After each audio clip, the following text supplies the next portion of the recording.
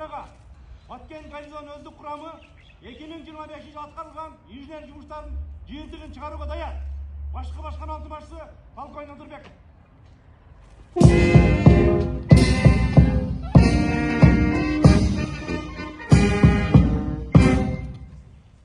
Саламатсыздар жауынгерлер!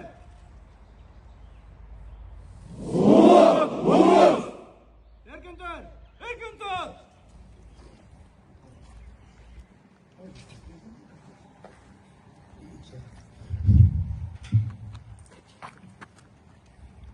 Söz Kırgız Respublikası Minister Kabinetinin Төрағасының орынбасары, Улуттук Коопсуздук мамлекеттик комитетинин төрағасы генерал-полковник Ташиев Камчыбек Кыдыршаевичке берилет.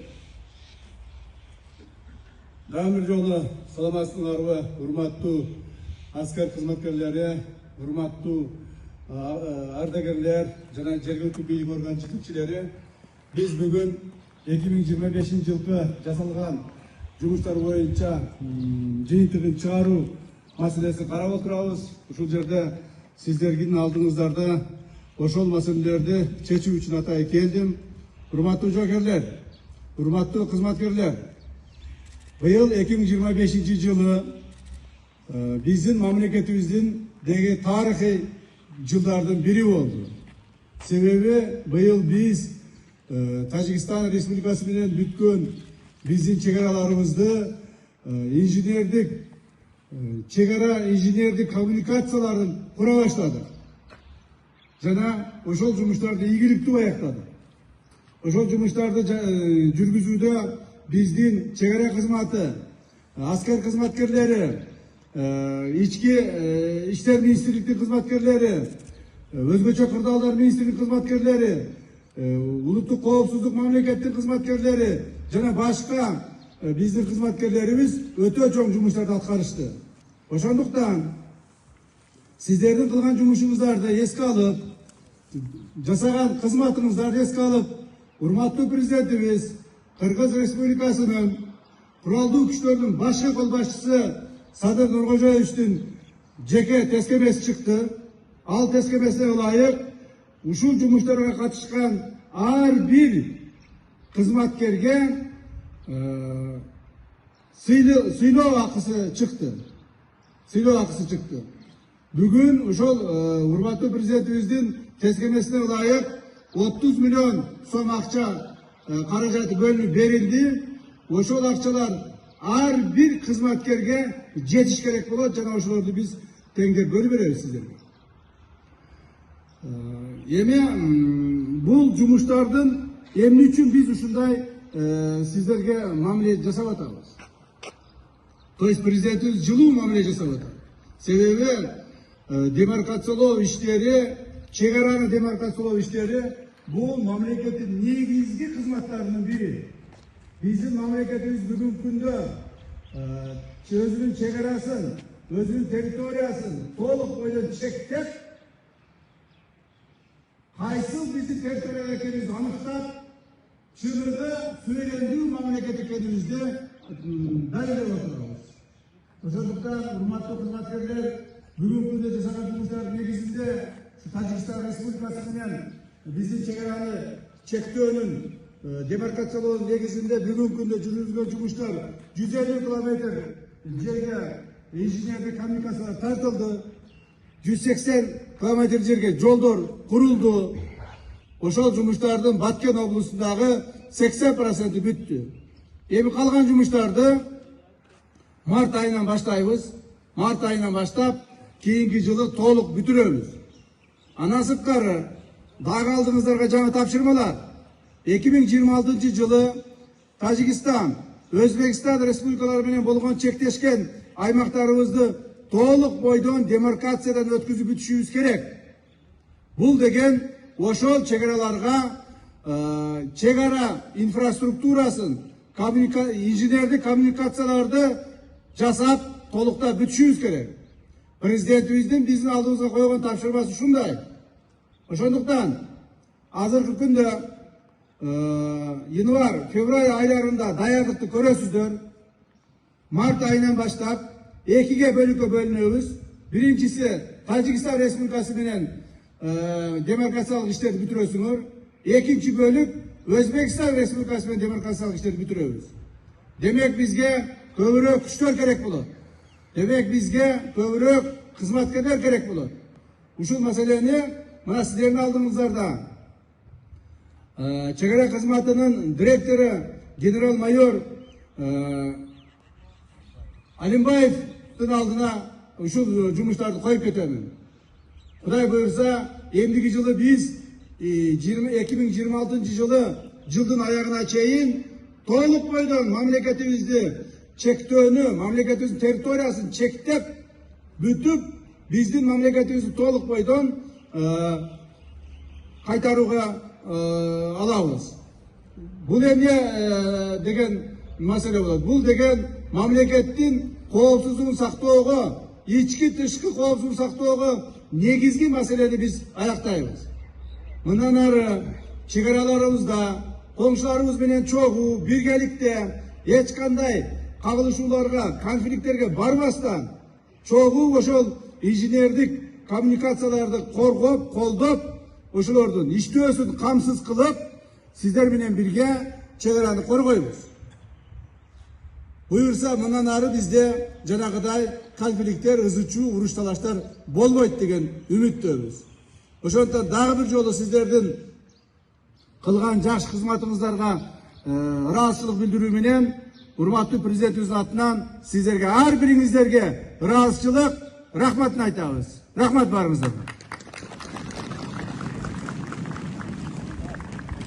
Кыргыз Республикасынын Улуттук коопсуздук мамлекеттик комитетинин төрагасынын буйругу 2025 жылдын 10 декабры Бишкек шаары сыйлоо жөнүндө Кыргыз Республикасынын мамлекеттик чегарасын Кыргыз-Тажик участогунда инженердик иштерди жүргүзүүгө жана чегара коопсуздугун камсыздоого кошкон олуттуу салымдар үчүн сыйлоо максатында Кыргыз Республикасынын президенттин фондунан бөлүнгөн акча каражаты менен Кыргыз Республикасынын министрлер кабинетинин төрагасынын орун басары Улуттук коопсуздук мамлекеттик комитетинин төрагасы генерал-полковник Хакмет Кудышаев Ташиевдин буйругу акчалай сертификаттар менен сыйлансын Кыргыз Республикасынын Улуттук коопсуздук мамлекеттик комитетинин Баткен облусу боюнча башкы башкармалыгы 80 000 сом.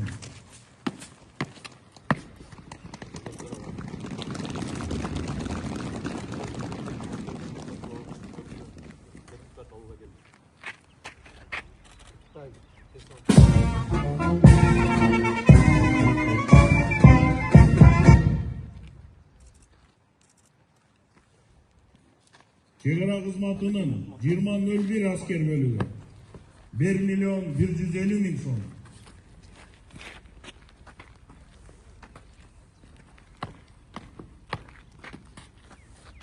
Жолдошторго 20 аскер бөлүнөн сыйлоо алууга Баталган Жусуп келди. Куттуктайм.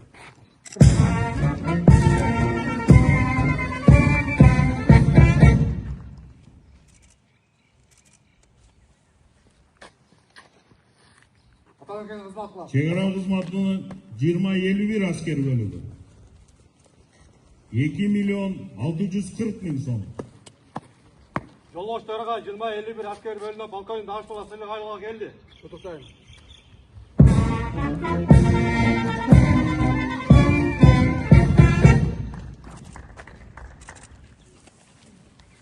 Чегара кызматынын 2053 аскер бөлүгү 3.390.000 сом. Жолдошторго 2053 аскер бөлүнөн подполковник Алпаев сыйлык алууга келди. Куттуктайм.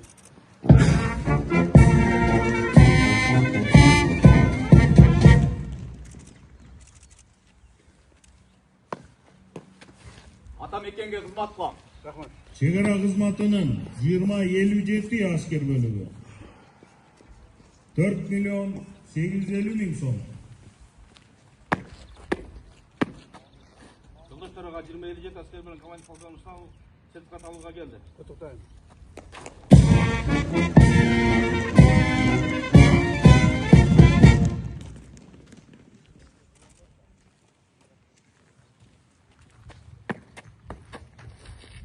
Атамекенге кызмат кылам. Рахмат. Чегара кызматынын инженердик башкармалыгы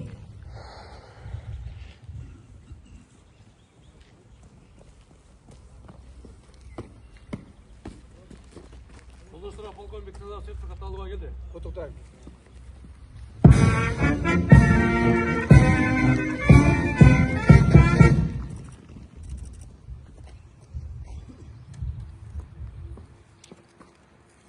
Атамекен Кызматов. Ички иштер министрлигине атайын багыттагы полку 1 миллион 60 миң сом.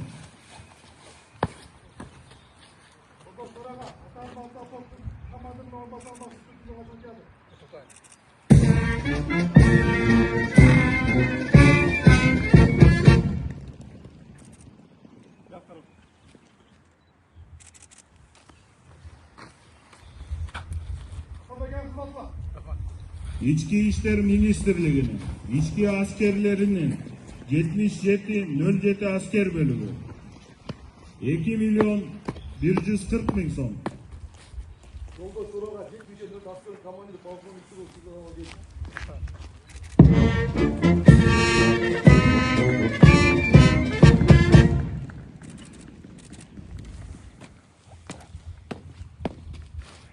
Атамекенге Кызматов. Өзгөчө Кырдаалдар Министрлигинин Баткен облусу боюнча башкармалыгы 1 миллион 110 миң сом.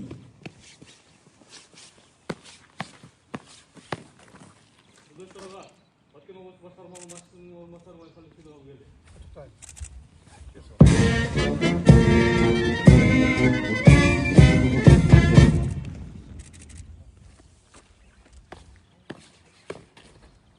Атамекен Кызматов. Өзгөчө Кырдаалдар Министрлигин Ош облусу боюнча башкармалыгы 420 миң сом.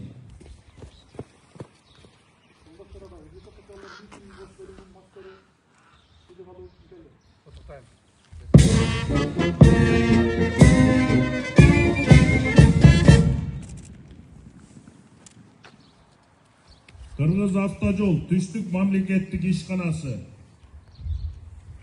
120 миң сом.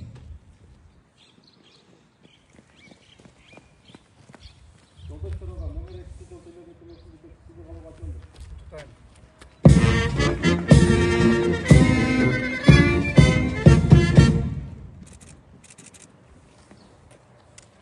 Коргоо министрлигинин 35-524 аскер бөлүгү 4 миллион 640 миң сом.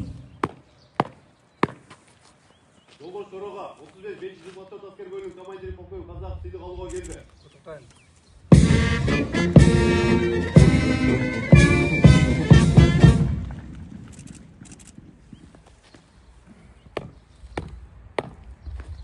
Атамекенге Кызматов. Коргоо министрлигинин 52-870 аскер бөлүгү 3 миллион 730 миң сом. Жолдоштарға командирі подполковник Курбанаев сыйлық алуға келді.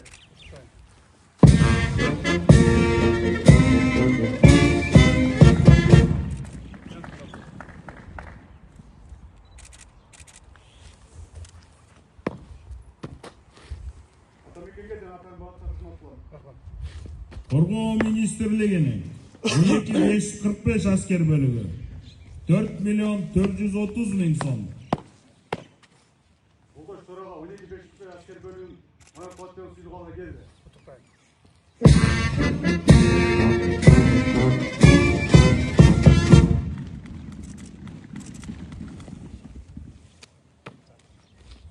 Атамекенге Кызматов.